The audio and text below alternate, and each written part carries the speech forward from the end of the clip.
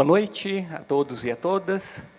Vamos dar início, então, à solenidade de abertura da 27ª Semana de Filosofia, 22ª Semana de Integração, Graduação, Pós-Graduação da UFG. Então, começo cumprimentando aos componentes da mesa, que estão aqui junto comigo, representando a reitoria e também a Pró-Reitoria de Extensão e Cultura, representando a reitoria e a Pró-Reitoria de Pós-Graduação, o professor reitor adjunto, o professor Wilson José Flores, que é diretor também geral de Pós-Graduação estrito sensu, representando a Pró-Reitoria de Extensão e Cultura, o diretor de Culturas e Artes, professor Francisco Guilherme, representando a Faculdade de Filosofia, o diretor da FAFIL, professor Anderson de Paula Borges, e representando o programa de pós-graduação em Filosofia da UFG, o professor Ricardo Basílio Dalla Vecchia. Okay? Bom, então, inicialmente, passo a palavra ao professor Wilson. Muito obrigado, Renato. Boa noite a todos e a todas. Quero aqui cumprimentar inicialmente, né, a mesa, cumprimentar o professor Anderson, diretor da Faculdade de Filosofia, cumprimentar o professor Francisco, representante da PROEC, professor Ricardo, coordenador do programa de pós-graduação em Filosofia, e o professor Renato, que está aqui como o coordenador da comissão de organização, né? Eu queria, inicialmente, saudar a iniciativa, né, em nome da universidade. A professora Angelita não está aqui hoje, porque ela está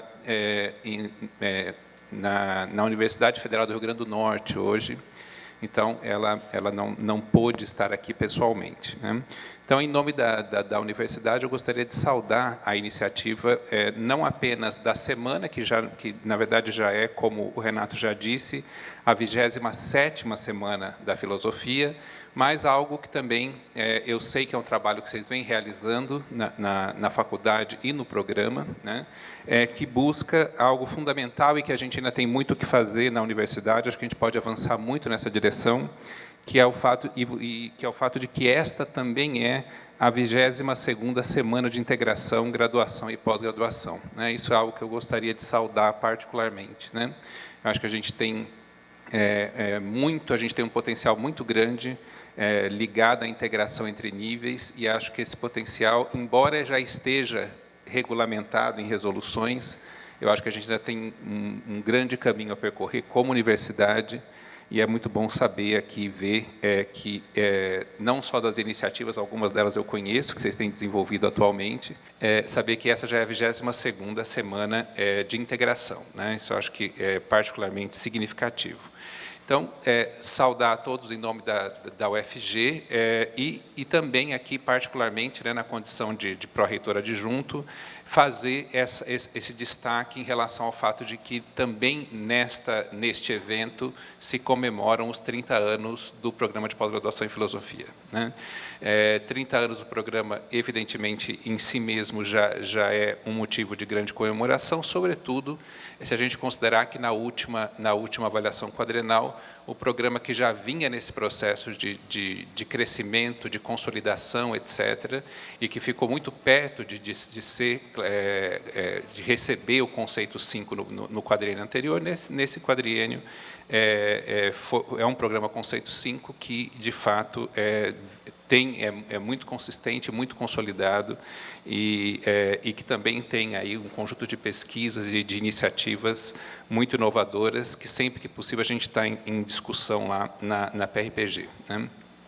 Algo que também me chamou muita atenção aqui, que eu sempre que tenho oportunidade de participar de situações como essa, de abertura de eventos, é ver o cuidado da organização do evento, né? E aí eu queria, muito brevemente, comentar, né, o a maneira como foi organizado me chamou muita atenção, né? De maneira muito positiva, né? Temos uma conferência, temos 2 minicursos, né? Um deles me chamou, eu achei muito interessante, o minicurso 1, né? Práticas argumentativas na educação básica, assim, uma ideia excelente. Mesas, sessões de comunicação, que estava conversando aqui com o Ricardo e com o Anderson, são, de maneira coerente com a proposta, sessões de comunicação de alunos de graduação e de pós-graduação, né? E outras atividades, né? Palestras, mesas redondas, uma conferência de encerramento e o encerramento, que é uma atividade cultural, né? Eu fico muito à vontade aqui, porque eu sou professor de literatura brasileira, né? Mas eu me formei em ciências sociais, e na época que eu fiz ciências sociais, foi um momento interessante. Eu estudei na segunda metade dos anos 90, né, entre 95 e 99. E, naquele momento, por uma série de motivos, era Fernando Henrique, Real, aquela coisa toda acontecendo, naquele motivo havia na faculdade uma integração grande entre os cursos de História, Ciências Sociais, Filosofia e Literatura. Não era letras como um todo, mas era quem estava estudando literatura, e particularmente literatura brasileira.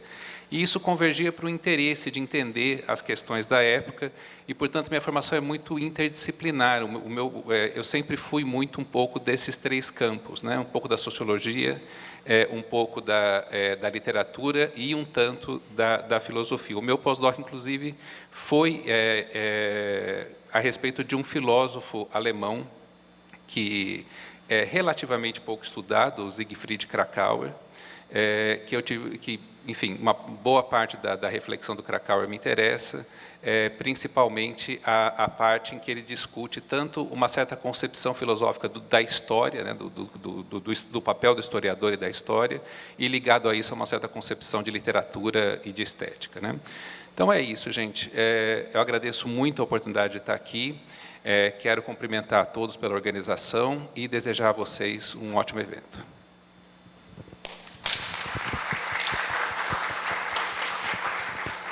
Obrigado, professor Wilson.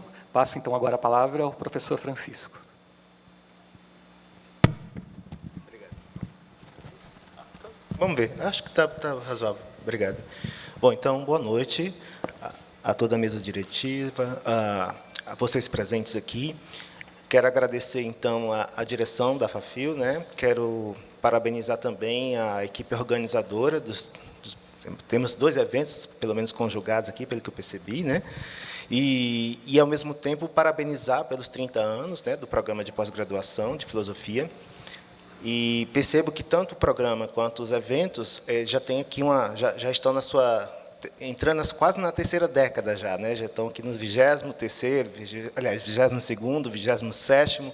Então, isso mostra todo um crescimento da unidade, isso mostra também a questão da ideia de continuidade, né, de um avanço, de um progresso, onde você percebe também a questão, não vou falar de legado, mas eu vou falar do quanto que as pessoas se envolvem na construção desses programas e de como cada um vai agregando e não apagando o outro, né, mas no sentido de agregar, porque para que haja continuidade é necessário esse sentimento de agregar, não de apagar aquilo que está ali abaixo ou anterior.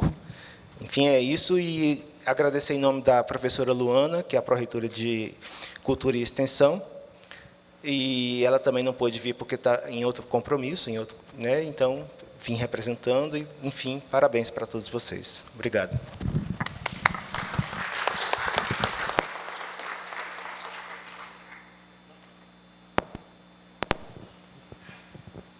Obrigado, professor Francisco. Bom, então, agora passo a palavra ao professor Anderson.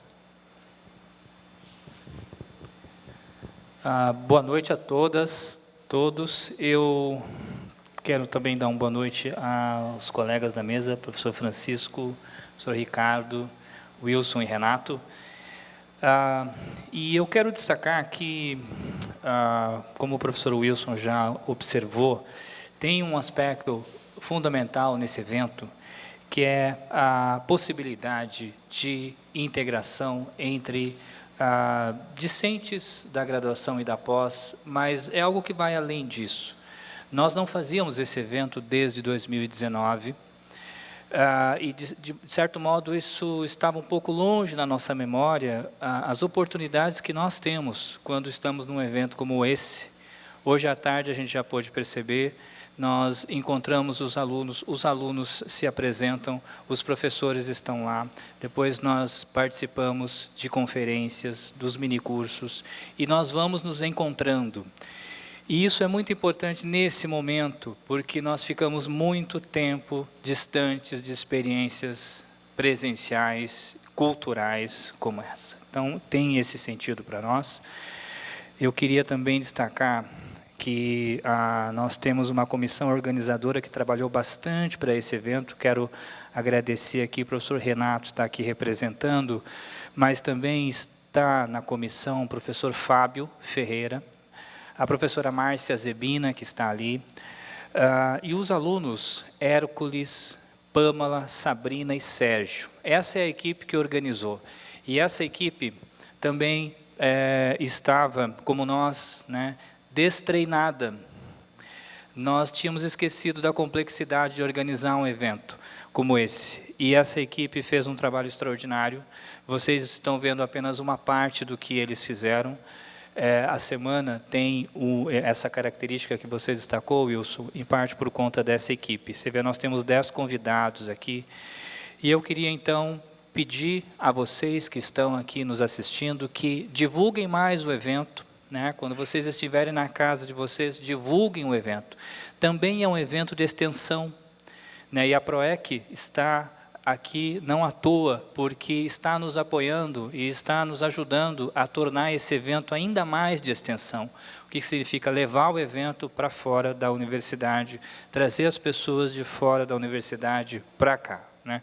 Então eu peço a vocês e desejo um excelente evento, né, a todas, todos, e passo então agora a palavra ao Renato, ou diretamente, pode ser diretamente ao nosso coordenador da pós, que está aqui também nos apoiando.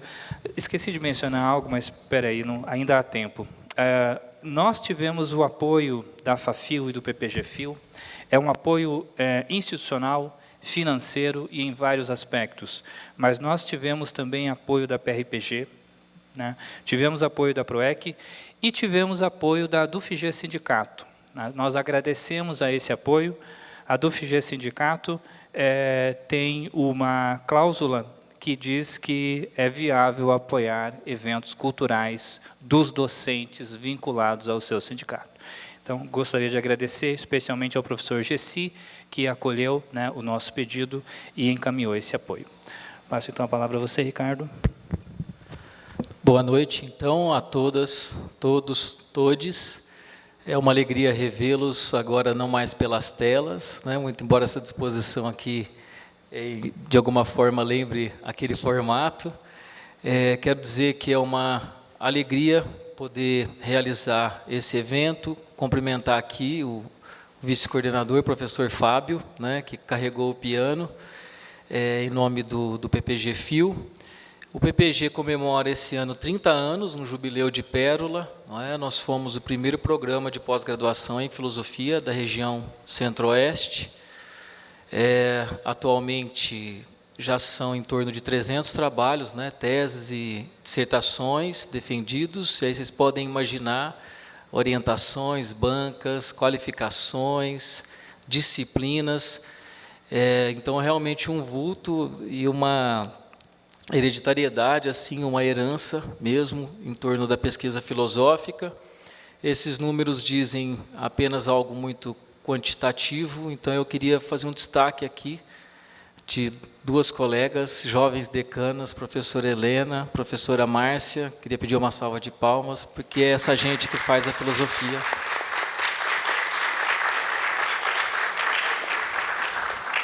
Então é assim, vamos, não é, passando o bastão adiante, tocando em frente, e se tornou protocolar entre nós falar, pelo cacoete platônico, que o espanto move a filosofia, mas eu acho que um tanto de absurdo também aqui no coração né, do Cerrado com esse calor e a gente resistindo 30 anos já, mais os da Faculdade de Filosofia. Então é uma alegria e um despropósito muito grande fazer isso tudo. Obrigado.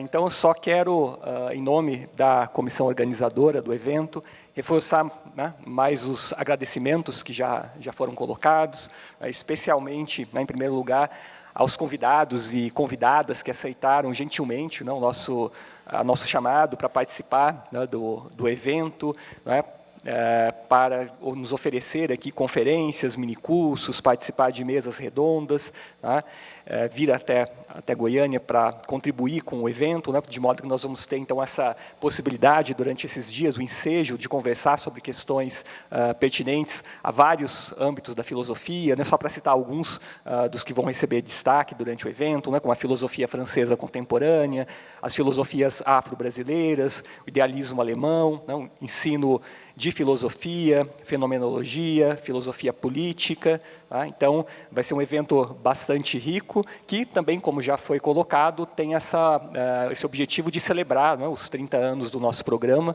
né, o orgulho que nós temos pelas realizações que já foram alcançadas até agora, né, já são centenas de mestrandos e doutorandos formados no nosso programa.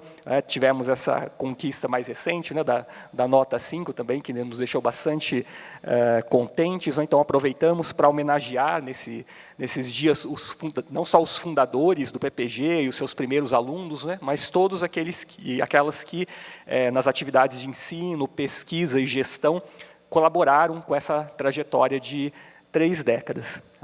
Também reforço aqui os agradecimentos e o meu reconhecimento a todos que colaboraram, todas e todas que colaboraram nesses últimos meses, né, com essa tarefa difícil, né, bastante laboriosa de organizar a semana. Né, já foram nomeados os colegas da comissão, né, o professor Fábio, a professora Márcia, os representantes discentes, né, Pâmela, Hércules e Sabrina e Sérgio também, né, que nos ajudaram com todos os preparativos. Agradeço muito também a gestão da FAFIL e do PPG-FIL, né, por todo o apoio que a gente recebeu, né, para poder viabilizar, né, todas as passagens diárias e tudo mais que a gente precisou. Né. Agradeço novamente a PROEC, a PRPG também e a do FIGE Sindicato, também nos apoiaram com né, demandas que nós tivemos para a realização do evento. Agradeço aos alunos da comissão de apoio, né, que vão estar aí também, né, nos acompanhando durante esses dias do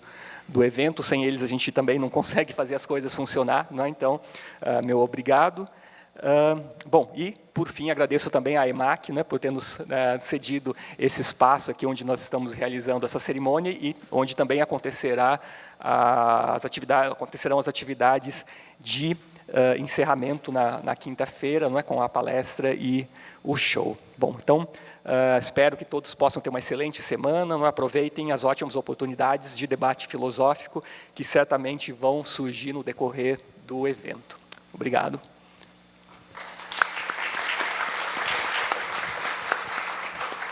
Bom, e com isso...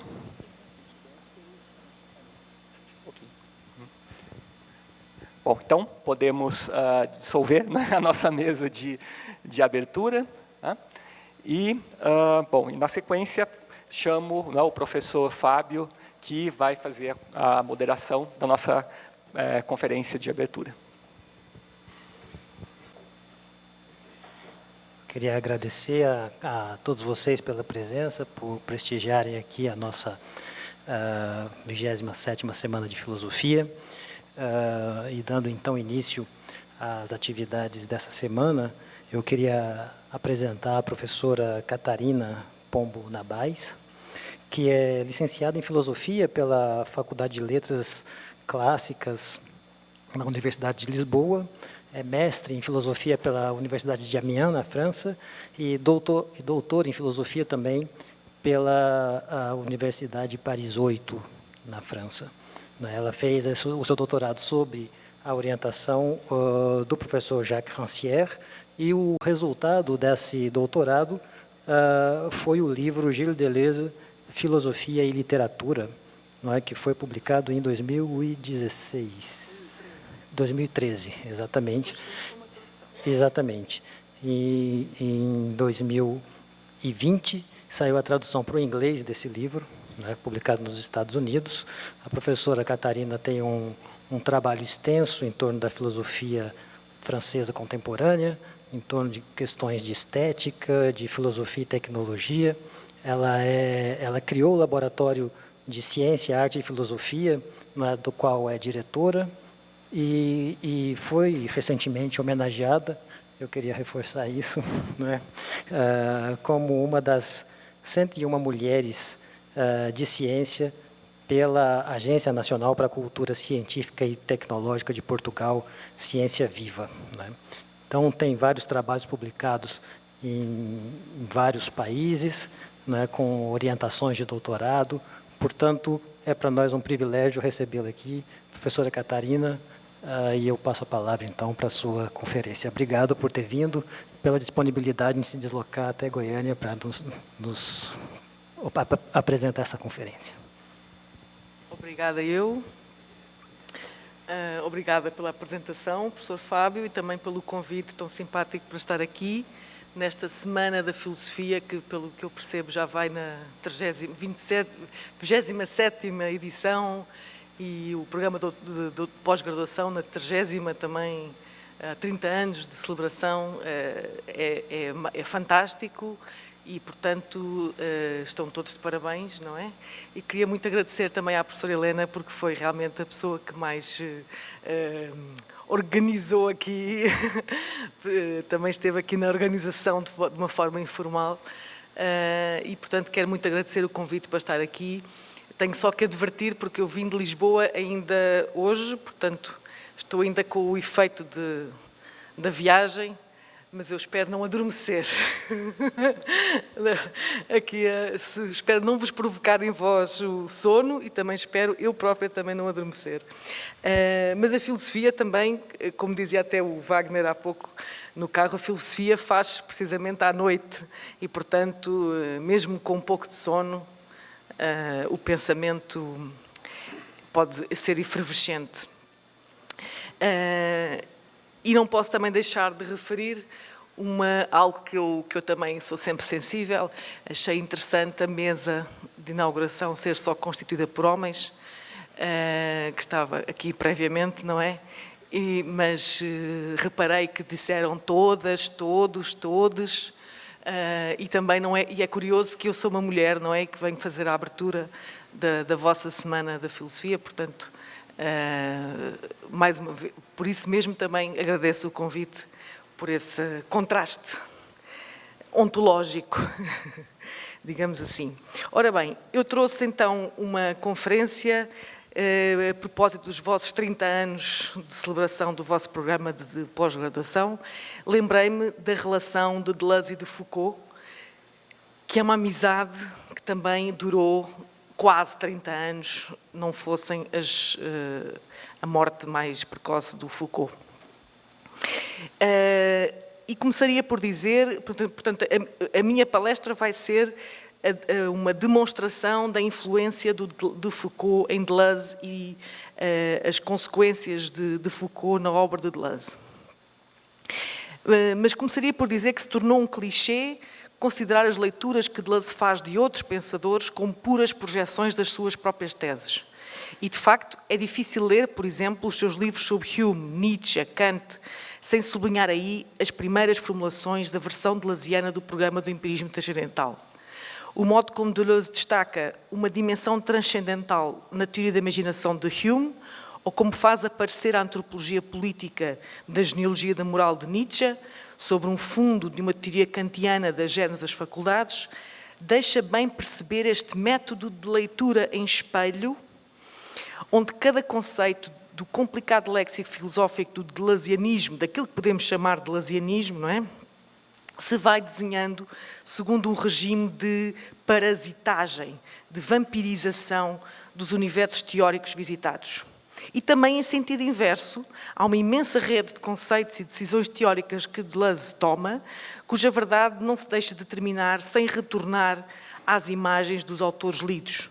Sempre que se tenta explicar as teses mais singulares de Deleuze, como, por exemplo, plano de imanência, virtual, ou as síntese do tempo, a univocidade do ser, é-se imediatamente forçado a cair nesses abismos que são o Bergson de Deleuze, ou o Spinoza de Deleuze, ou então, há sempre este, digamos que, mise en abîme do método deleuziano de contar um livro de filosofia passada como se fosse um livro imaginário e fingido. E estou a citar Deleuze, não é? De diferença e repetição. Impôs também a ideia que, nos anos 70, aqueles em que Deleuze colabora, sobretudo com Félix Guattari, teriam visto interromper os trabalhos sobre autores filosóficos e que era apenas a partir de Mil Planaltos que Deleuze teria retornado à sua paixão por estes textos teóricos. É verdade que foi apenas em 1981 que Deleuze retomou e aumentou o seu Spinoza, que já tinha escrito em 71, com o Spinoza e Filosofia Prática. Ou, por outro lado, o livro que dedicou a Foucault é publicado em 86, o livro sobre Leibniz é publicado em 88, e uma vez que todos estes livros são, em certa medida, a versão realizada dos seus cursos que ele deu em Paris 8, em Paris 8, nos anos 80, dedicados precisamente a Spinoza, a Foucault, a Leibniz, emerge então a falsa evidência de que nos anos 70, portanto, nos de colaboração com o Guattari, tinham ignorado este método que Deleuze tem de collage na história da filosofia e que ele tinha praticado nos anos 60 e que ele justificara em diferença e repetição como dando origem àquela frase muito interessante que ele tem, que eu gosto imenso, que é um Hegel filosoficamente barbudo ou um Marx filosoficamente calvo, assim como uma Gioconda com bigode. Foi-se impondo então a ideia de que o Deleuze teria consagrado a década de 70 apenas a trabalhos sobre economia política, sociologia, linguística, literatura, psicanálise, biologia, ou seja, uma mistura vertiginosa de perspectivas visionárias sobre a evolução do desejo e do capitalismo, sobre os impasses da revolução, sobre as máquinas de guerra, de onde saíram Anti-Édipo, Kafka e Mil Planaltos. Mas estas duas evidências, portanto, uma, que Deleuze faz história da filosofia projetiva, não é? Sobre as suas próprias teses, e que os anos 70 correspondem ao interregno na sua prática de leitura dos grandes nomes da tradição filosófica, apagam um capítulo decisivo da relação de Deleuze com os grandes textos do património filosófico. E eu refiro-me àquele capítulo da leitura que Deleuze faz sobre Foucault. Isto aconteceu em dois momentos. E eu vou falar destes dois momentos. Portanto, um primeiro, em dois estudos publicados na Revue Critique na década de 70, embora alterados e aumentados para serem incluídos em 86 no seu livro sobre Foucault. Esses estudos foram originalmente publicados em 71 e em 75. E o segundo momento corresponde aos capítulos que foram escritos só expressamente para o livro sobre Foucault, e, portanto, que retomam o curso que Deleuze tinha dado sobre Foucault nos anos 85 e 86. Os primeiros textos, publicados na revista Critique, e, portanto, reformulados em 86, têm um valor arqueológico raro. Informam-nos sobre a muito singular recepção por Deleuze de arqueologia do saber e vigiar e punir. E esta informação refere-se, mais do que à compreensão luminosa e ao mesmo tempo fraternal destes dois monumentos dos anos 70, ao desenvolvimento do pensamento do próprio Deleuze. Com efeito, tal como em Kafka, e para uma literatura menor, também os dois primeiros capítulos de Foucault são vias de acesso privilegiadas à gênese, não somente do livro que ele escreveu sobre Kafka, mas também do livro que desenha o seu território conceptual, que é Anti-Édipo. E não é difícil indicar em que medida a teoria dos enunciados de arqueologia do saber, como descrição destas multiplicidades discursivas não pessoais, que estabelecem relações extrínsecas com as formações não discursivas, como as instituições, acontecimentos políticos, práticas e processos económicos, por exemplo, foi um instrumento fundamental na construção do Anti-Édipo. A teoria das sínteses da produção, do registro e do consumo, que revela o caráter ao mesmo tempo social, histórico e político dos processos desejantes e, por conseguinte, de todos os delírios familiares, seria impossível sem a ideia de uma saturação do enunciável a cada época, onde tudo é real no enunciado e toda a realidade está aí manifesta. Com o livro Vigiar e Punir, produz um impacto semelhante de Foucault sobre Deleuze. Disso dá conta o segundo artigo da revista Critique. Esquematicamente vou apresentar esse impacto. A teoria do poder do livro de 75, com todos os novos conceitos como dispositivo, diagrama, como exposição material das relações de forças, causa imanente, todos estes novos conceitos oferecem um dos fundos mais transparentes para acompanhar a análise que Deleuze e Guattari propõem da obra de Kafka. O próprio conceito de agenciamento coletivo de enunciação, que é o conceito fundamental do livro sobre Kafka, a partir do qual uma comunidade menor se opõe às máquinas diabólicas do poder, é a expressão literária dos diagramas de poder, cuja geometria, ao mesmo tempo abstrata e material, Foucault já tinha fundado em Vigiar e Punir.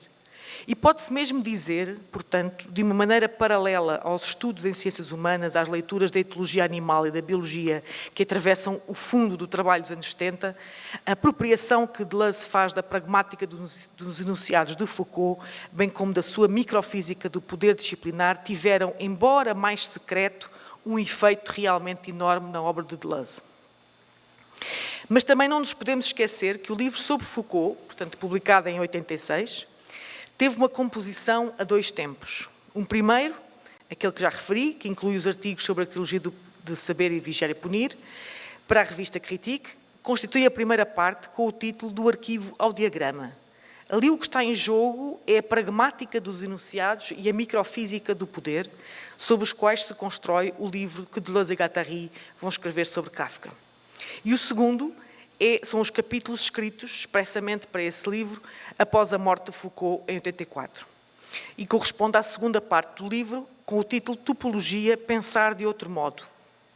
E Deleuze representa aí, de novo, a arqueologia do saber e vigiar e punir, e acrescenta então uma leitura da história da sexualidade.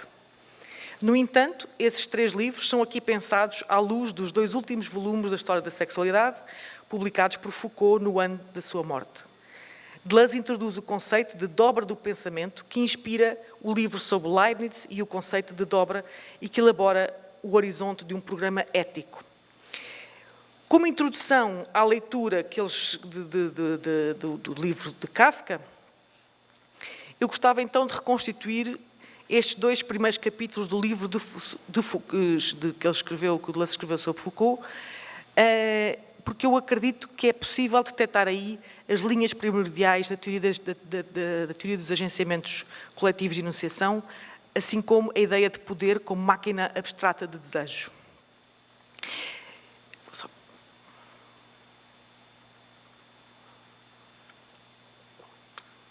O ar-condicionado seca muito a garganta. Incrível, não é? Venho de Portugal e estou a vestir um casaquinho de malha e aqui estou-me a proteger do frio aqui. Então, o conceito de enunciação coletiva, que é o conceito que organiza a obra de Kafka quer dizer, daquilo que Deleuze escreveu sobre Kafka, é, em grande medida, consequência da leitura que Deleuze tinha feito da nova pragmática dos enunciados proposta por Foucault.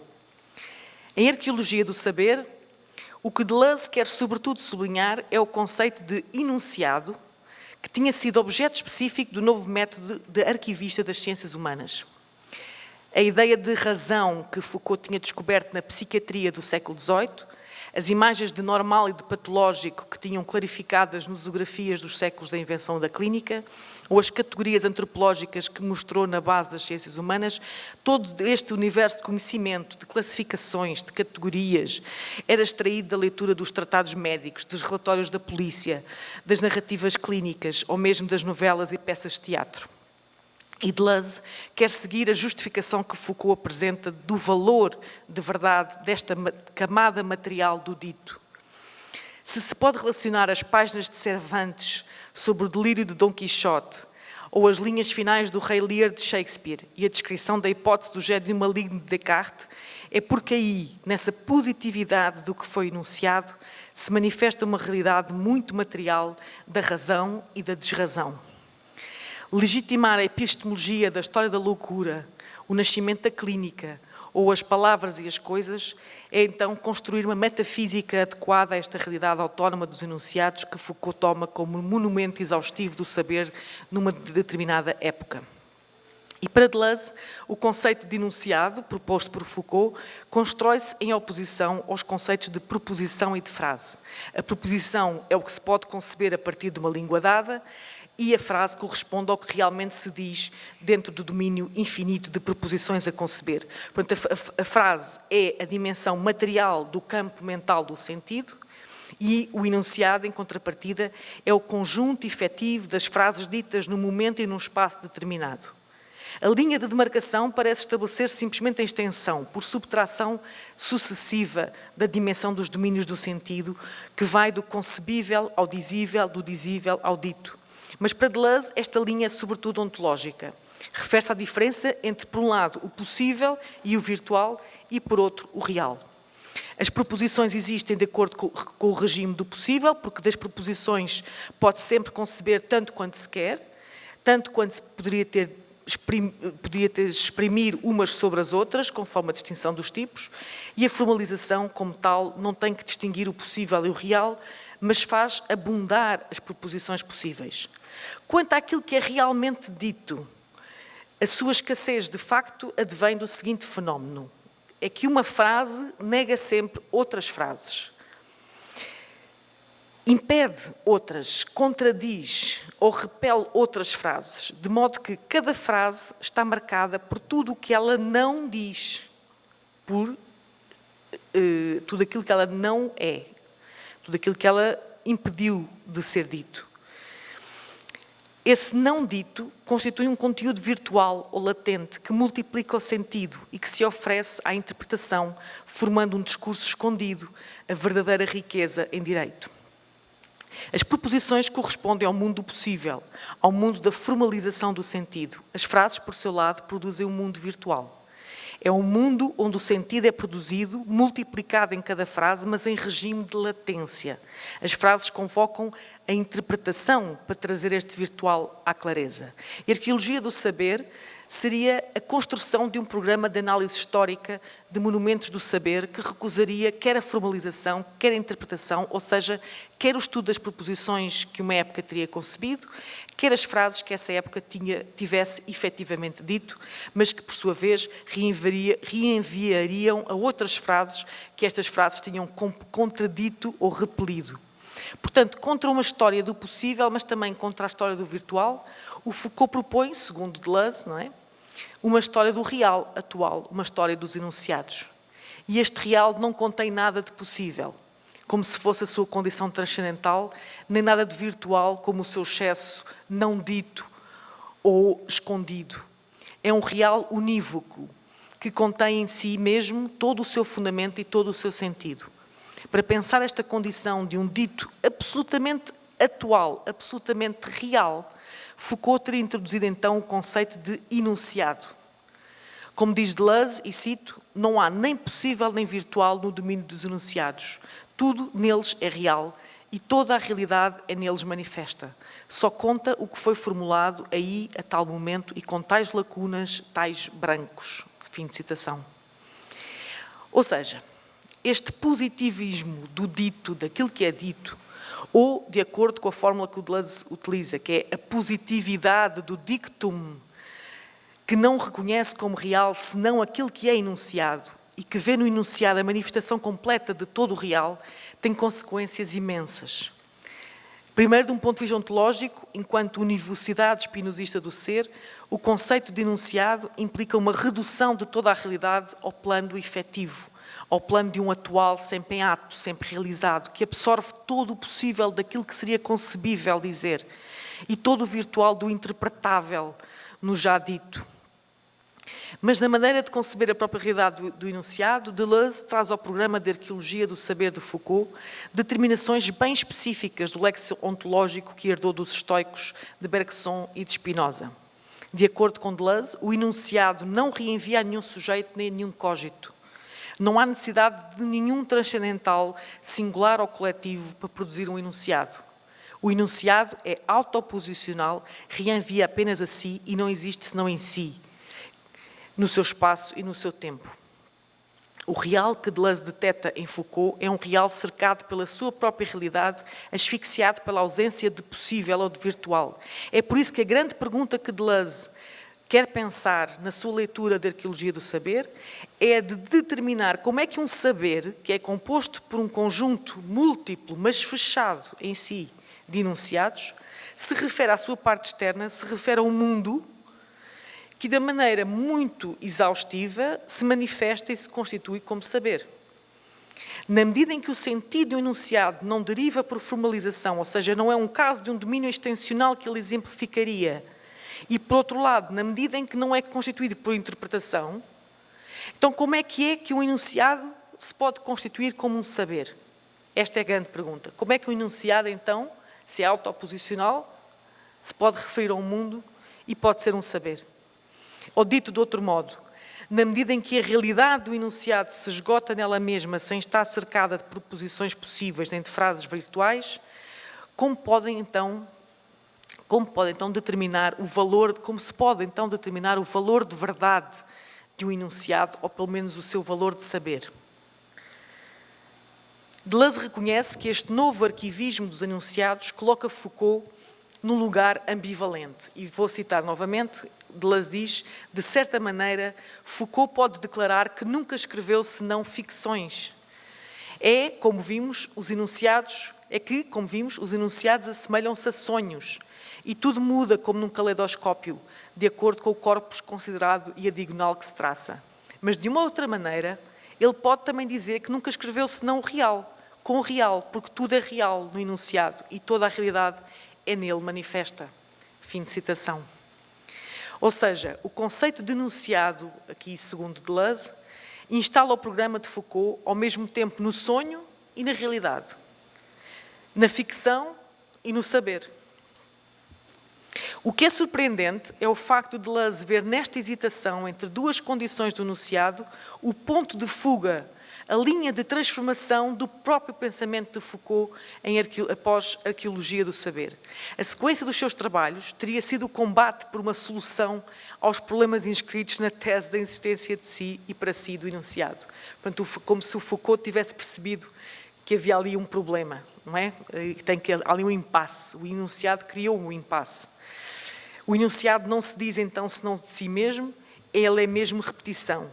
O que ele repete, no entanto, é outra coisa. Ele supõe singularidades de real que se manifestam nele, que lhe são estranhamente semelhantes e quase idênticas, sem se confundirem com ele. Para Deleuze, a passagem de uma teoria do saber a uma teoria do poder, portanto, teria sido exigida por esta indeterminação daquilo que é o fora dos enunciados, não é? Aquilo que os enunciados, esse fora, se eles estão autoposicionais, essa relação com o fora. E, portanto, Foucault teria passado de uma relação, de uma teoria do saber para uma teoria do poder, porque precisamente estava preocupado com a relação do enunciado com o seu fora. E cito novamente, o maior problema para Foucault seria saber em que consistem estas singularidades que o enunciado supõe. A arqueologia para aí e não tem ainda que tratar deste problema que ultrapassa os limites do saber. Os leitores de Foucault adivinham que se entra no novo domínio, o do poder. Fim de citação. Ou seja, a entrada numa teoria do poder teria sido a solução ao problema do fora e do para lá do saber, nos enunciados.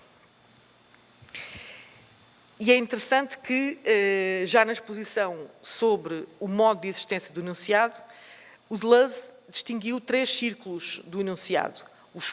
Aquele que ele chama o espaço colateral, que é formado por outros enunciados, um espaço correlativo, onde se fala da relação do enunciado, já não com outros enunciados, mas com os sujeitos, ou os conceitos, e o terceiro, que seria um espaço complementar, que são as instituições, os acontecimentos políticos ou as práticas económicas. E a propósito desta terceira fração de espaço, Deleuze também escreve, e cito, é sobre este ponto que Foucault esboça já a concepção de uma filosofia política. Fim de citação, ou seja, a filosofia política começa na definição do que é o espaço complementar do enunciado. É aí que começa a microfísica do poder. e a teoria política de Foucault.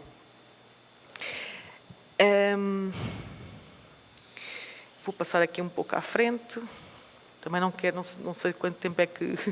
Não quero também passar demais do tempo. Mas queria então passar aqui ao seguinte. Sim, isto já está, pronto. Quero agora então ver a questão, vamos passar aqui à frente para a questão do agenciamento em Kafka. Em todas as abordagens ao conceito de agenciamento, a grande questão é a que se refere à sua natureza de actualização ou de integração das máquinas abstratas. Deleuze diz que o poder, enquanto relações de forças, não é senão virtual. Mas como pensar um poder que existe apenas como virtual, como possível, como provável, como potencial? Ou então, por que pensar o conceito de causa imanente que conecta a máquina abstrata das relações de forças aos agenciamentos concretos como relação entre uma realidade virtual e uma realidade atual? Nós podemos compreender que em Mil Planaltos... Desculpem, eu estou a fazer aqui um salto, porque já estou agora a ir para o livro de Kafka e de Mil Planaltos, para acelerar um pouco, fiz aqui um salto. Podemos compreender que em Mil Planaltos, ou seja, estamos a falar de 1980, Deleuze tenha investido uma tão grande energia teórica no conceito de máquina abstrata para a apresentar como concreta, como imanente aos agenciamentos concretos. A conclusão do livro tem como título Regras Concretas e Máquinas Abstratas. É quase um glossário de todo o livro, um condensado dos conceitos principais. E, de facto, a conclusão começa pelo conceito de extrato e estratificação e recapitula os conceitos de agenciamento, de rizoma, de plano de consistência e de corpo sem órgãos, até ao conceito de desterritorialização, para terminar com o conceito de máquina abstrata. E o problema central que atravessa este último parágrafo da conclusão de Mil Planaltos é precisamente a da condição modal destas máquinas. As primeiras linhas declaram logo de entrada que não há máquina abstrata, nem máquinas abstratas, que seriam como ideias platónicas, transcendentes e universais e eternas. As máquinas abstratas, pelo contrário, operam nos agenciamentos concretos. Portanto, a versão platónica do abstrato, não é? Portanto, transcendente, universal e eterno, opõe-se então o conceito de operação em agenciamentos concretos.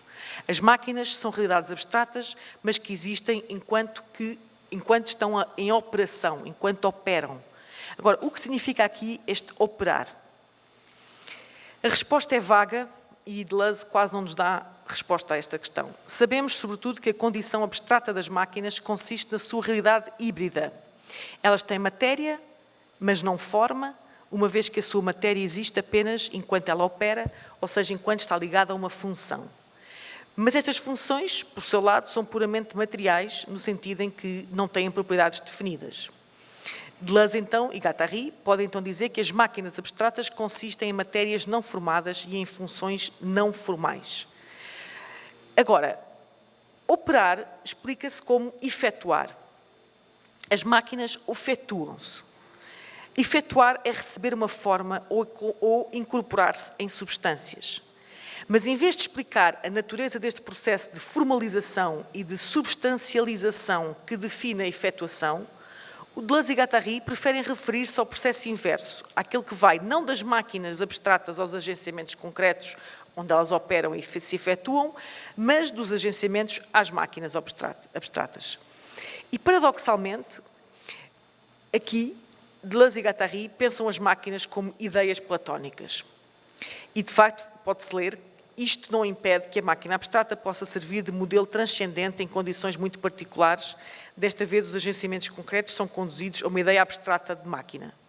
Ou seja, a potencialidade dos agenciamentos, a sua criatividade, deriva do modo como são traduzidos a uma máquina abstrata e essa relação é do tipo da cópia ou modelo transcendente.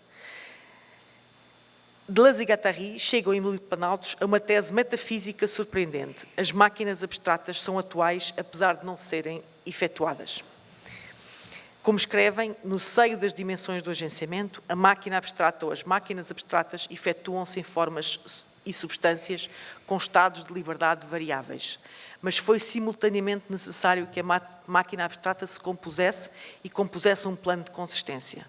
abstratas, singulares e criativas, aqui e agora, reais, embora não concretas, atuais, embora não efetuadas.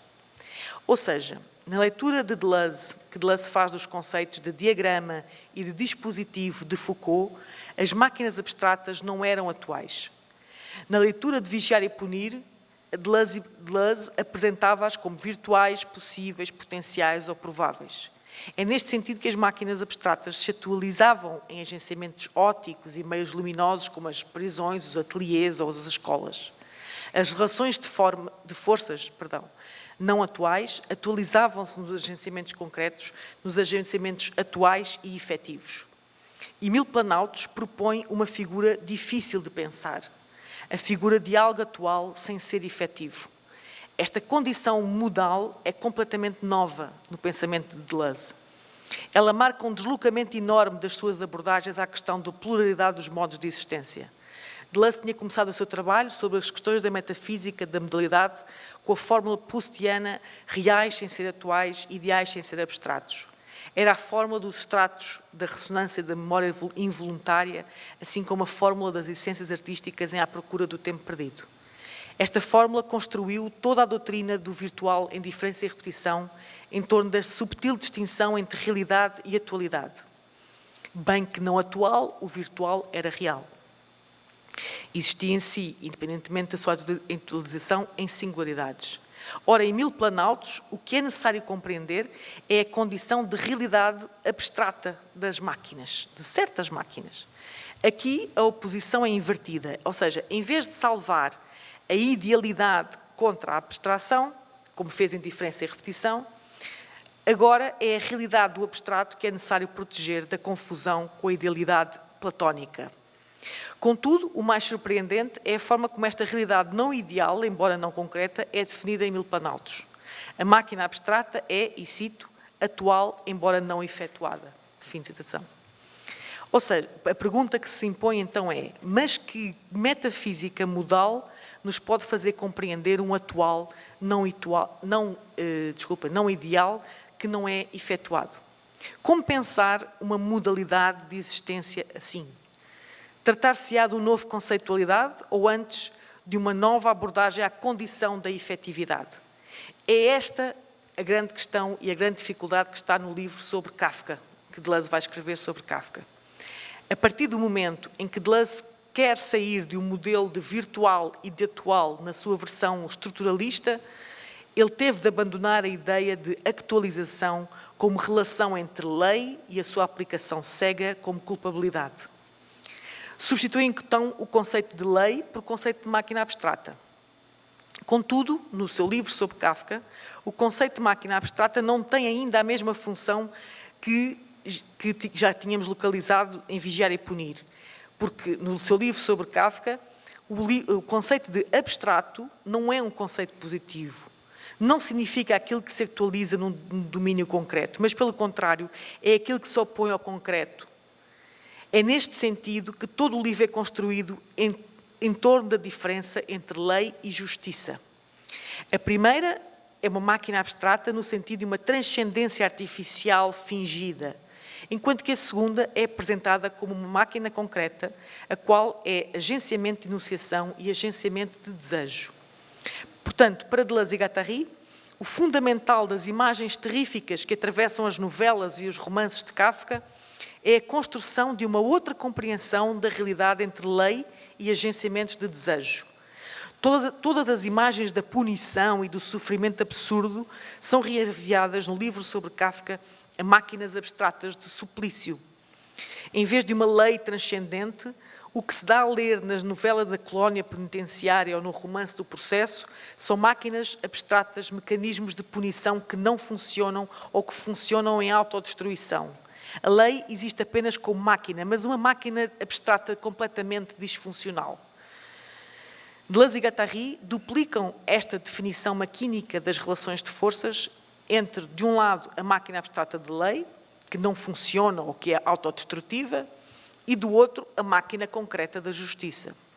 Os milhares de funcionários, juízes, polícias que compõem os aparelhos de justiça, com tribunais, prisões e inesgotáveis escritórios, não são senão máquinas concretas. E estas não são a atualização nem a incorporação de uma lei transcendente, porque só há desejo. Onde se pensava haver lei, só há de facto desejo e apenas desejo. A justiça é desejo, não é lei. Se todos pertencem à justiça, se todos lhe são auxiliares, do padre até às jovens raparigas, ou moças, como vocês dizem no Brasil, não é? Não é em virtude da transcendência da lei, mas da imanência do desejo.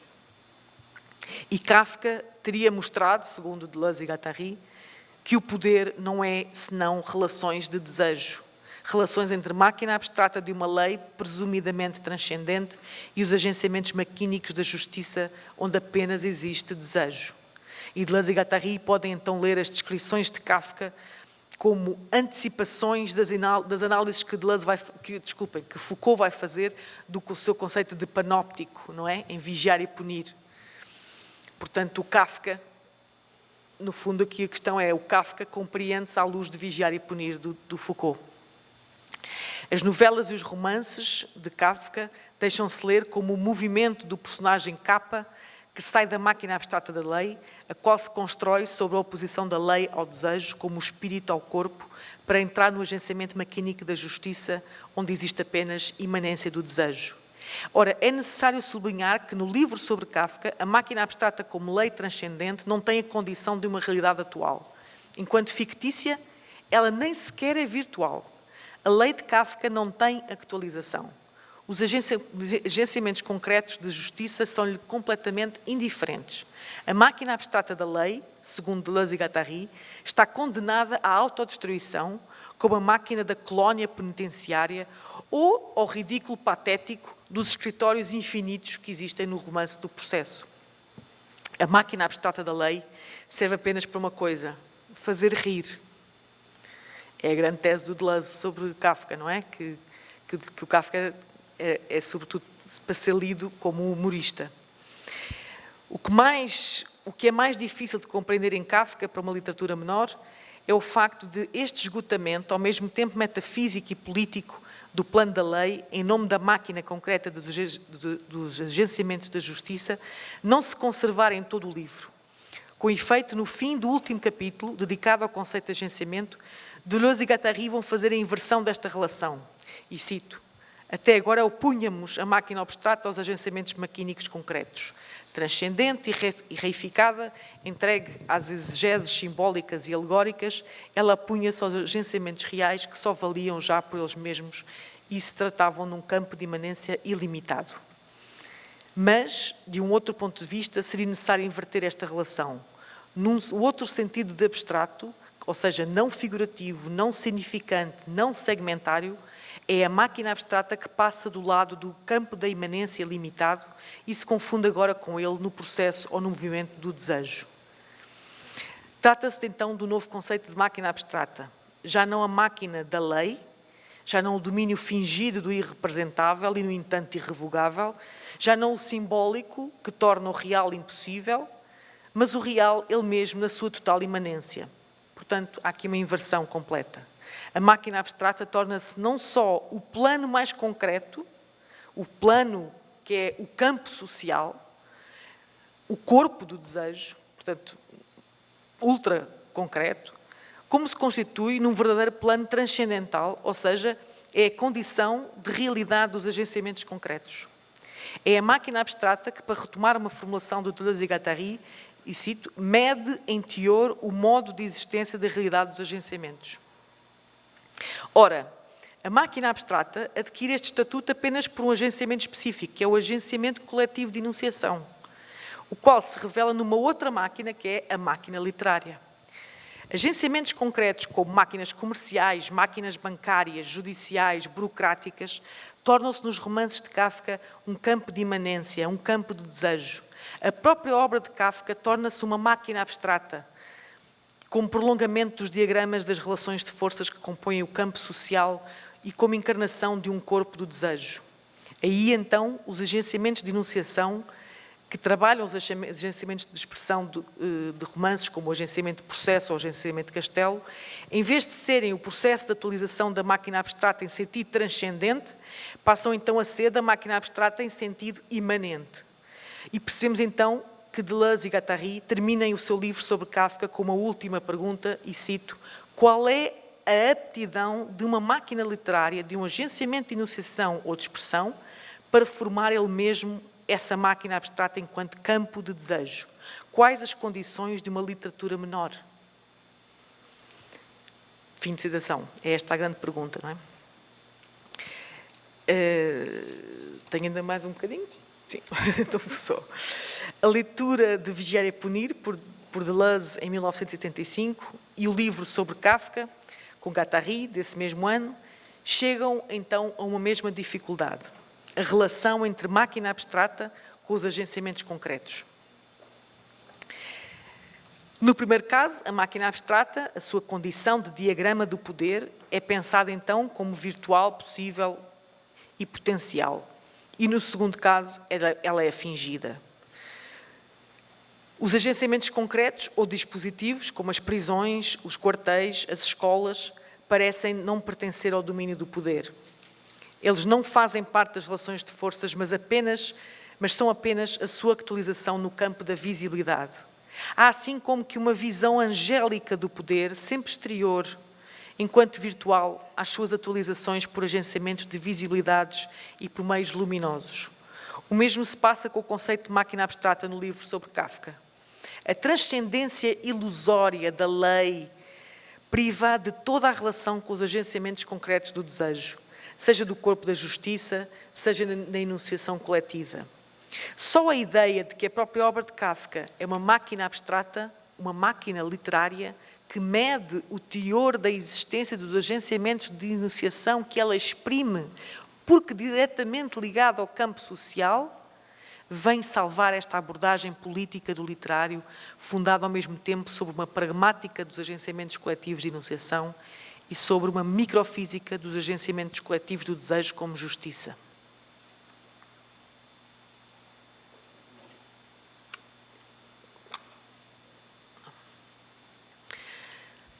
Após a morte de Foucault, Deleuze volta à arqueologia do saber, obrigada, e a Vigiar e a Punir, mas agora para os ler face aos 2 últimos volumes da História da Sexualidade, publicado nesse mesmo ano de 1984.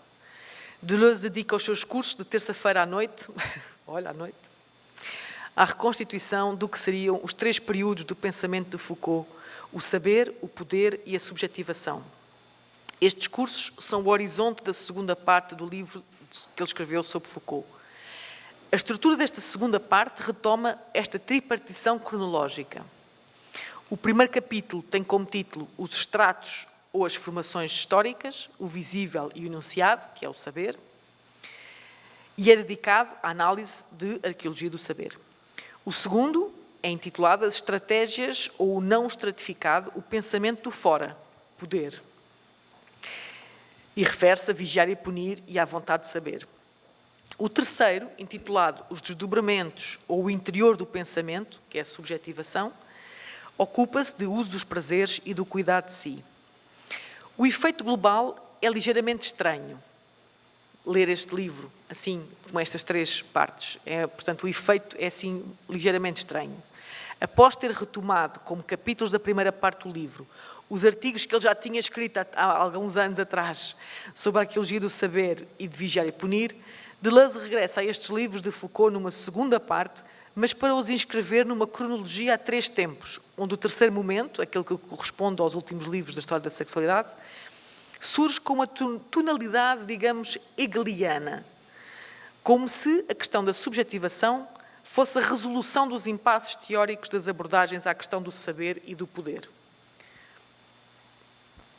Desde o começo desta segunda parte do livro, escrito, como então já referi, em 84, Deleuze, num olhar desencantado, toma a pragmática dos enunciados, bem como a microfísica do poder, como estando feridas por uma fragilidade teórica de origem. Esta fragilidade deixa-se desenhar progressivamente do interior da delicada análise das grandes teses de Foucault sobre o saber e o poder. E ela tem um nome, o fora. Como já tínhamos visto, não é? O fora era a fragilidade de Foucault. O poder é o fora da não relação entre o enunciável e o visível. Embora diagramático, embora supondo a dimensão de um campo fechado onde as forças no seu conjunto se encontram em relações de conflito locais e instantâneos que afetam sempre o todo, o fora do poder, agora de acordo com esta nova versão de 1986, já não tem a dimensão de fechamento que tinha em 75. Deleuze sublinha, pelo contrário, a sua abertura. É interessante. O mesmo conceito com duas versões, com duas interpretações de Deleuze diferentes. Portanto, se tinha sublinhado o fechamento em 75, agora vem sublinhar a abertura. Mais do que vulnerabilidade a outras forças com as quais cada força está em relação de conflito, o afeto, isto é, o ser receptivo da força, é sobretudo o efeito do fora. E volto a citar Deleuze, é sempre do fora que uma força é afetada por outras ou afeta outras. O diagrama é precedente do fora, mas o fora não se confunde com nenhum diagrama e nunca deixa de traçar novos diagramas. É assim que o fora é sempre a abertura de um futuro com o qual nada termina. Fim de citação. O fora, que no início foi tomado na finitude das relações de forças, é agora então transformado no horizonte da infinitude, num campo não limitado de singularidades e de funções não formais. Deleuze apresenta este fora progressivamente como vida, primeiro como a vida que ele toma por objeto de controlo como a biopolítica das populações, e depois a vida torna-se um conceito metafísico, como uma plenitude do possível, e finalmente Deleuze toma então como um conceito de vida, como um conceito vitalista da sua tradição spinozista.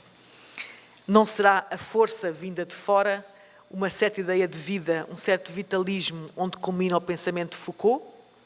Pergunta Deleuze. O fora então seria a vida. E a vida, ela mesma, se torna não só o fora, mas a sua própria potência. O fora adquire assim uma dimensão paradoxal. É o exterior do exterior, a não relação face a uma ou outra não relação, aquela entre o enunciável e o dizível, e o visível. Mas ao mesmo tempo, enquanto vida, o fora é o plano mais imanente do real. O fora como vida habita todas as dimensões do saber, do poder, do pensamento. De acordo com Deleuze, os dois últimos livros de Foucault perseguiram este paradoxo. Do conceito de biopoder, ou poder sobre a vida, trabalhado no seu primeiro volume da História da Sexualidade, Foucault então teria passado ao conceito de poder da vida sobre si própria. Nos gregos e nos romanos, as relações de forças ter-se-iam estabelecido já não como um conflito entre indivíduos, mas como um redobramento da força. Das análises precedentes, libertavam-se os conceitos de um saber e de um poder sem sujeito, mas com o uso dos prazeres e o cuidado de si, Foucault não somente teria dado lugar a uma problemática da subjetivação, mas para chegar aí teria rompido com uma perspectiva da finitude sobre o poder. Teria então pensado algo ainda completamente diferente, que é o redobrar do saber e do poder sobre si mesmo, pelo qual e no qual o sujeito se escava a si próprio, a si mesmo, no seu interior, um lugar de refúgio. É então que às grandes figuras da exterioridade e do fora se sucedem as da interioridade. Se as últimas tinham sido literalmente excluídas pelas primeiras, tal foi para se encontrar então reclusas num outro espaço que lhe é próprio. O fora como vida e a vida enquanto potência do fora conduzem à figura de um fora que se efetua apenas numa interioridade, no interior que é mais profundo do que qualquer mundo interno. Da relação a uma não relação, o fora então torna-se uma relação a si. Encrateia a relação de si como controlo, um poder que se exerce sobre si mesmo. Teria sido então a solução grega à questão do poder como governo dos outros, bem como a solução da questão da autonomia do saber. Se a Grécia inventou o saber autónomo, um saber que se afirma por si próprio, que definiu um poder da verdade, que já não é verdade do poder, é porque fundou o poder do saber sobre as problematizações de si, do poder. O controlo, o governo de si, como condição dos governos dos outros, teria então suposto uma operação do fora e sobre o fora, uma dobra do fora que constitui então um interior. Os gregos são o primeiro redobramento. O que pertence ao fora é a força, porque ela é essencialmente relação com outras forças. É nela mesma inseparável do poder de afetar outras forças e de ser afetada por outras. Mas o que deriva então é uma relação da força consigo mesma, um poder de se afetar a si mesma, um afeto de si para si. É este movimento, e estou quase a terminar, é este movimento de redobramento do fora, é esta reflexão da força sobre si própria que produz um interior, não no sentido de outra coisa que o fora, mas no sentido do interior do fora, Deleuze chama então dobra, pli, não é? Ou dobramento, plissement. E Foucault teria sido o grande pensador desta dobra. E se ele teve que remontar até aos gregos na sua arqueologia do saber e do poder, foi precisamente porque apenas nas suas problematizações dos prazeres e do cuidado de si, como desdobramentos da força, eles teriam tocado o centro desta operação do fora, que na sua totalidade se dobra e produz um interior que se escava e se desenvolve de acordo com uma dimensão específica. A dobra do fora vem revelar então uma terceira dimensão da não relação entre o dizível e o visível, para lá do saber e do poder. É a dimensão da subjetivação, a dimensão de si. Chega-se assim ao que Deleuze designa como um momento ético da filosofia de Foucault, após o que teriam sido o momento epistemológico e o momento político. Um último apontamento para terminar. Há uma passagem muito significativa numa entrevista com Claire Parnet, de 1986, a propósito do seu livro sobre Foucault, que acabava de ser publicado. E Deleuze refere-se expressamente ao que ele descreve como um movimento que teria conduzido Foucault da questão do poder à questão do possível. No momento de falar sobre o silêncio que se abateu sobre Foucault após a publicação da Vontade do Saber, Deleuze diz, e cito, "Suponho que ele se tenha confrontado com a questão: não haverá nada além do poder? Não estaria ele a encerrar-se nas relações do poder como num impasse? Ele está como que fascinado, lançado para o interior daquilo que, no entanto, ele odeia, que é o poder. E ele tem a beleza de responder a si mesmo e de dizer que o defrontar-se com o poder é o destino do homem moderno, o homem infame, e que é o poder que nos faz ver e falar.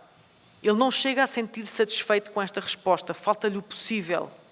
Foucault tinha talvez o sentimento de que devia, a todo custo, transpor esta linha, passar para o outro lado, ir além do saber e do poder. Fim de citação. Isto é tudo o Deleuze que diz. Hein? No livro sobre Foucault, Deleuze tinha proposto considerar a narrativa especulativa deste imenso movimento que conduziu Foucault de uma teoria do saber, em arqueologia do saber, a uma teoria do poder em vigiar e punir, e em seguida de uma teoria do poder a uma teoria do saber-poder em vontade de saber, para culminar num para além do poder, ou seja, numa teoria do possível com o uso dos prazeres e o cuidado de si. Mas esta passagem da questão do poder à questão do possível, que Deleuze deteta neste último pensamento de Foucault, e que ele diz que é o seu pensamento ético, refere-se sobretudo ao próprio pensamento de Deleuze. É por isso que esta passagem demorou tanto tempo a ser formulada. No livro sobre Foucault, o conceito de possível nunca aparece. O para além do poder tem apenas a forma da dobra, do desdobramento interior da força, enquanto poder sobre si mesmo, como cuidado de si.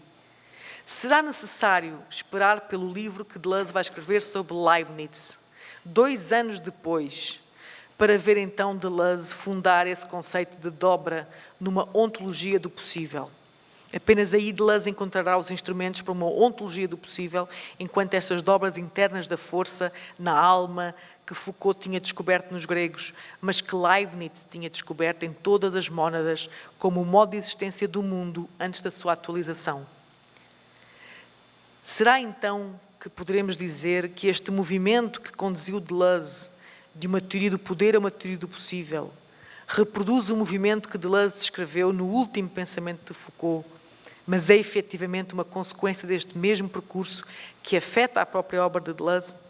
Neste caso, Deleuze teria conduzido ao extremo, contra a sua própria vontade, o seu método da história da filosofia. Ao escrever o seu livro sobre Foucault, o próprio Deleuze entra num devir Foucault. Inventa aquilo que se podia desenhar de acordo com o seu método de collage, ao mesmo tempo um Foucault filosoficamente cabeludo e um Deleuze filosoficamente calvo. Obrigada.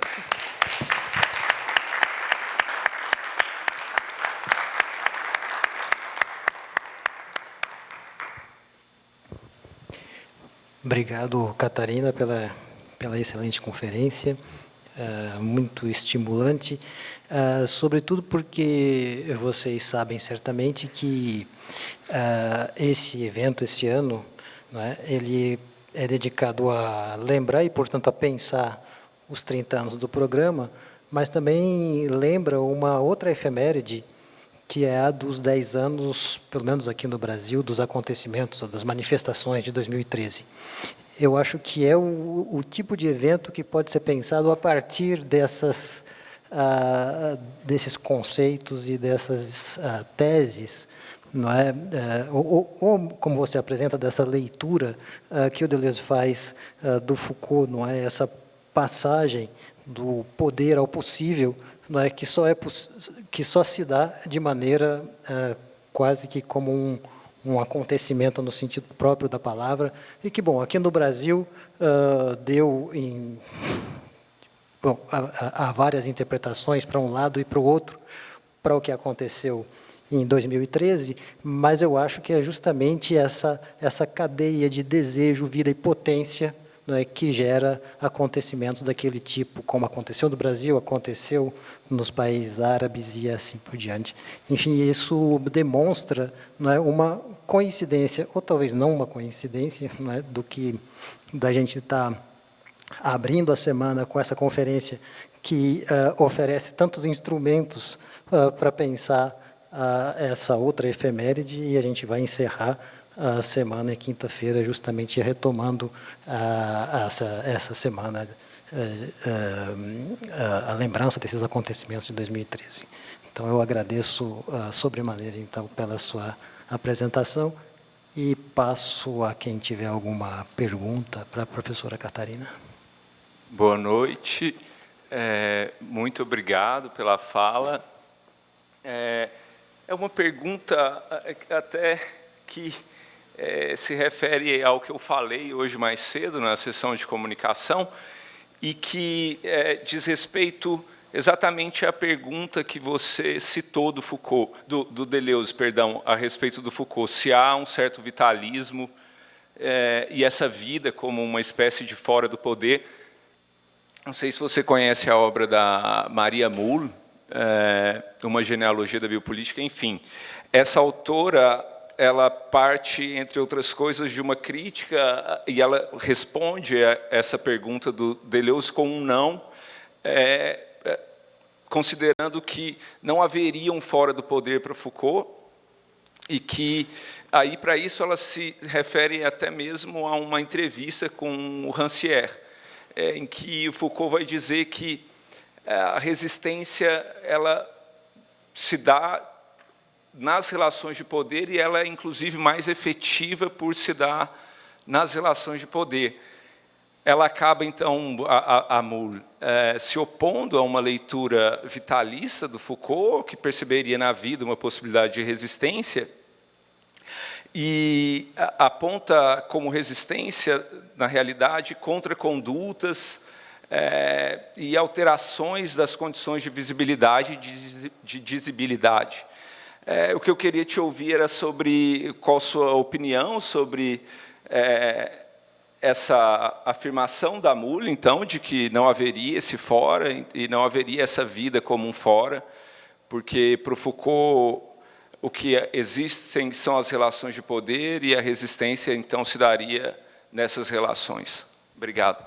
Obrigada por essa pergunta, que, aliás, eu não conheço essa autora, mas faz todo o sentido que tenha interessado o Rancière, que o Rancière adora dizer que não há política em Deleuze, e ele gosta de mostrar que não há política em Deleuze, e, portanto, e que sim, que há política em Foucault, claro.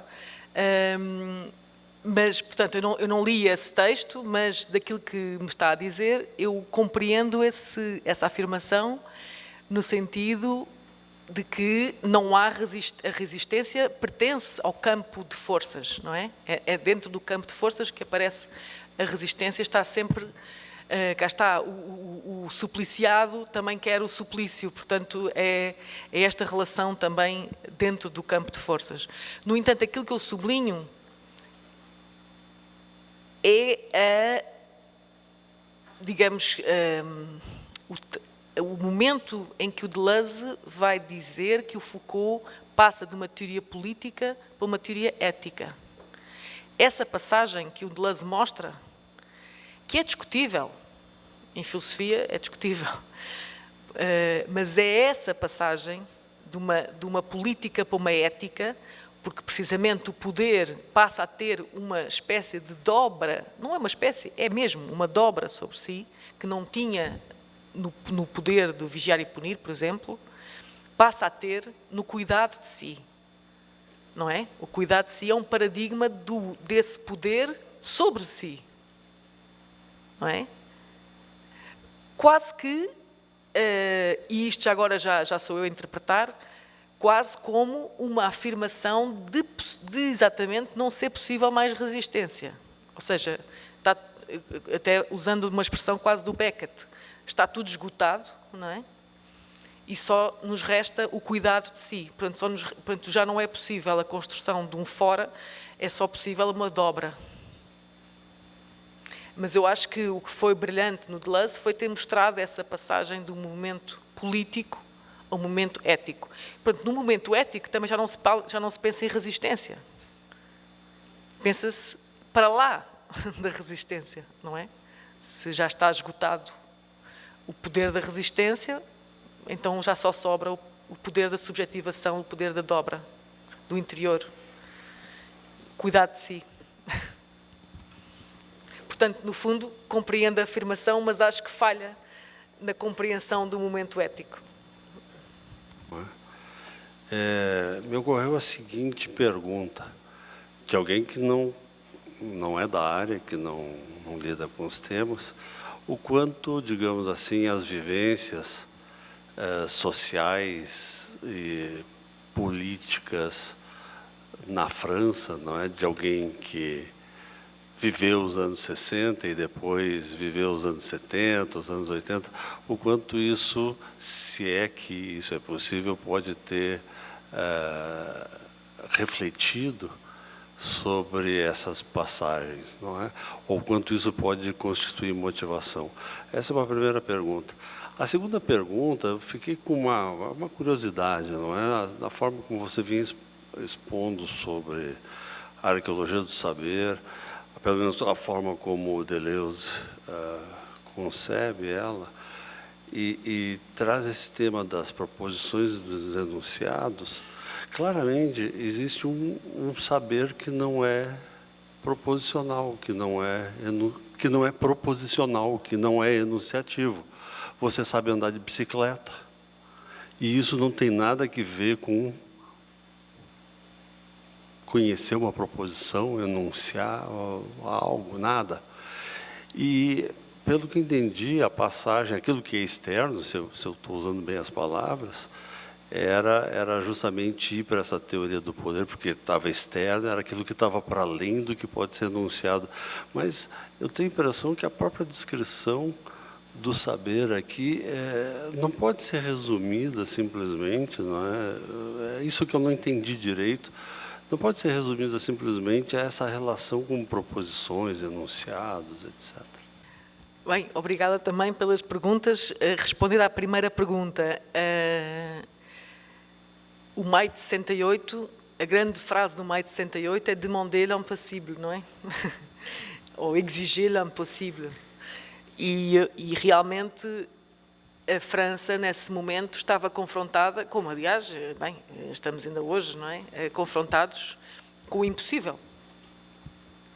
No sentido, em vários sentidos, o impossível, como estamos a ver coisas impossíveis a acontecer, que pensávamos impossíveis, como também a questão de, precisamente, não ser possível mais resistência, ou melhor, de estarmos num plano em que nos sentimos nós próprios impossibilitados de ter uma consequência dos nossos atos, não é? Precisamente porque o poder está cada vez mais globalizado e está tudo, as estruturas do poder esgotam a possibilidade de qualquer ação, não é? E, portanto, eu creio que, e aquilo que eu também, aliás, demonstrei também no meu livro, precisamente, o Deleuze também ao mostrar este movimento do Foucault, também ele próprio assume esse momento ético também na sua obra. Aliás, não é por acaso que ele vai falar, que ele vai escrever o livro sobre o Beckett no final quase no final da sua obra, não é? E o Beckett é precisamente esse autor em que já só se faz uma encenação do impossível, do esgotado. Pronto, está tudo esgotado, vamos agora andar aqui de um lado para o outro no quadro, não é? No quadro. Pronto, e, portanto, a ética seria simbolizada por esse performance beckettiana do impossível. Isto para responder à primeira pergunta. A segunda pergunta, sobre a questão do saber,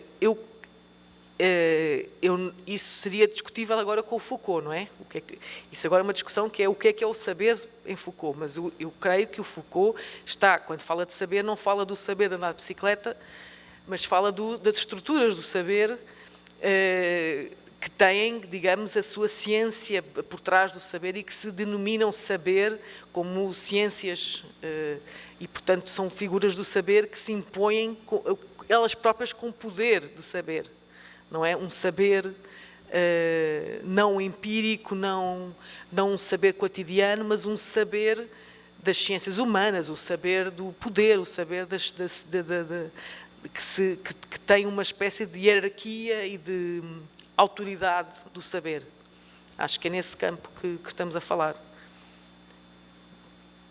Portanto, o saber da bicicleta pertence mais a um campo mais empírico e cotidiano, não é?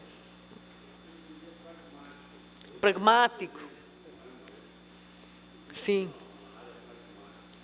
Sim.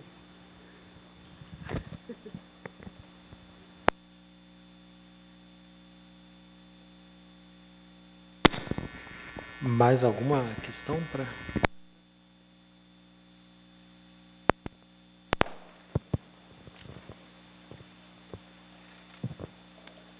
Alô, muito obrigado pela conferência. São duas perguntas de quem não conhece Foucault, de um ignorante. A primeira pergunta, eu tenho dificuldade de entender o linguajar, tudo. Então, a primeira é uma pergunta mais simples, o que é o desejo? Tá? A segunda, talvez também de quem está vendo de fora, a senhora falou que no final tem um vitalismo e uma dobra que estaria inscrita na própria vida, né? A minha pergunta é se no final, então, o Deleuze não estaria defendendo, ou teria uma concepção de filosofia da natureza, e se talvez o Bergson, que está lá no início, também não está reaparecendo aí no final. Obrigado. Obrigada pelas suas questões que, como diz, que são de alguém que não conhece a obra, são sempre as melhores perguntas, são sempre aquelas que vêm do exterior, fora da academia nesse sentido, não é? Académico, no especialista. Eu não vou responder à primeira pergunta, porque então o que é o desejo, quer dizer, isso agora seria preciso. O que é o desejo é uma pergunta gigante, não é? Mas, quer dizer, e agora podia fazer, pronto, aqui o importante, centrando-me só nesta questão que tivemos aqui a ver, aqui a questão do desejo é a questão da imanência, a questão aquilo que é mais importante que o Deleuze vai mostrar é como o desejo é uma espécie de plano de imanência que joga em todos os patamares do poder, do judiciário, político, burocrático, económico, da vida cotidiana. Portanto, estamos a falar, ele vai fazer, no fundo, o desejo aqui serve de elo de ligação e que justifica, como, por exemplo, no caso do processo, toda aquela, diria mesmo, promiscuidade do poder entre os juízes, as empregadas, o próprio condenado, estão todos, digamos que, banhados e envolvidos pelo desejo. Pronto. E não vou agora explicar mais, porque... quanto à sua segunda pergunta, super pertinente, sim, completamente. Aliás, também como mostrei no meu livro, precisamente a teoria vitalista do Deleuze conduz a uma filosofia da natureza. Absolutamente. Aliás, ele diz mesmo, por exemplo, ele diz que a arte começa com os animais territoriais, porque precisamente é a construção de um habitat, de uma casa, de um território, não é? E não há formulação mais bela da felicidade da natureza do que essa, não é? E não é só Bergson que está lá. Há o Bergson e até mais radicalmente, até o Simondon, na questão até da metalurgia, porque vai haver uma espécie de um vitalismo até do metal presente na natureza. E é um vitalismo que atravessa tudo, os animais, as montanhas, o metal, os pássaros, portanto, sim, completamente. Então, Catarina, pouco nessa continuação do vitalismo, quando você chegou no final com essa ideia que a resistência faz parte do sistema do poder, e que talvez a gente está chegando num Beckett, mas você lembra também o vitalismo, que eu estava pensando, talvez totalmente deslocada, que o Deleuze, que foi grande leitor de literatura americana, e grande leitor também de poesia americana, e todo esse movimento beat e tudo isso, se ele não estava no caminho de chegar a esse budismo americano, zen americano, do agir, não agir. Então, como esse vitalismo que atravessa a literatura americana, e ao mesmo tempo tipo de resignação e de só deixar atravessar os acontecimentos e a vida. Porque até o final, quando você aproximou o absurdo de Beckett e do vitalismo, verdadeiramente eu vi Deleuze meio Gary Snyder, meio monge budista, sabe? Então é uma provocação, pouco. Eu confesso que, como eu própria também não sou religiosa, eu nunca explorei as possibilidades de interpretação religiosas e espirituais do Deleuze. Mas há toda uma nova vaga, digamos, de autores que andam a explorar precisamente essa relação. E é verdade que o Deleuze, na China, por exemplo, é um autor muito importante, muito traduzido, e há imensos chineses que andam a trabalhar Deleuze, bem, também são muitos, não é? Mas há muitos que trabalham Deleuze e essas relações com o budismo mas eu não sou especialista de budismo, mas achei interessante essa relação, sim. E é verdade que nessa literatura americana, não é, também há essa ideia um pouco até do messianismo, de uma nova nação, ou seja, de um possível, não é, de um futuro, de uma comunidade que vem, cá está. Mas a comunidade que vem não vem. Ou vem sob outras formas, não é? Muito obrigada. Eu proponho que a gente ouça a última pergunta, porque, como a professora Catarina disse, ela chegou hoje, não é? Deve estar cansada, e amanhã já tem um minicurso, então ela veio de longe para trabalhar bastante.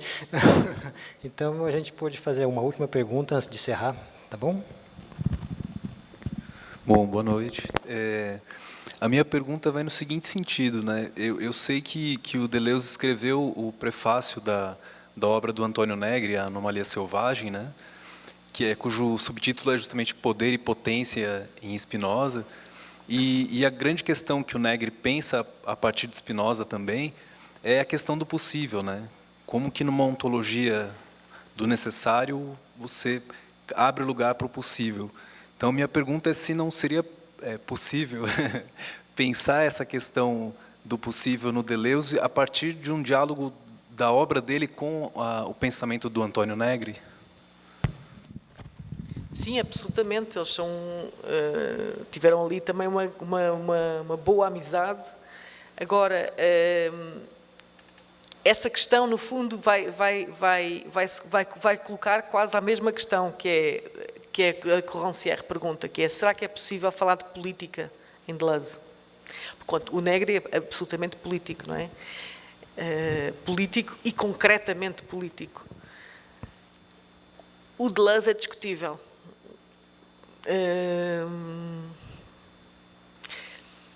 Poderia aqui defender que sim, mas também é possível defender que não, porque cá está, eu acho que há uma certa ambiguidade no Deleuze quanto à questão política. Não há um grande comprometimento e não há... Quer dizer, o Foucault, por exemplo, apesar de não ter tido essa relação com o Negri, o Foucault até é muito mais ligado ao Negri, quase que se podia dizer isso, não é?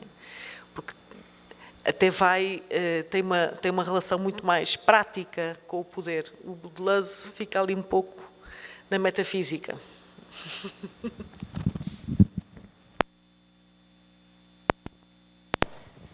Bom, eu particularmente acho que política e metafísica tem tudo a ver, mas, enfim, eu não vou me alongar sobre isso, evidentemente. Eu queria, então, agradecer a presença de todos vocês, agradecer novamente à professora Catarina pela excelente exposição e lembrar que amanhã tem a primeira sessão, então, do minicurso que a professora Catarina preparou para nos apresentar aqui durante a Semana de Filosofia, Deleuze e os 3 paradigmas sobre a literatura.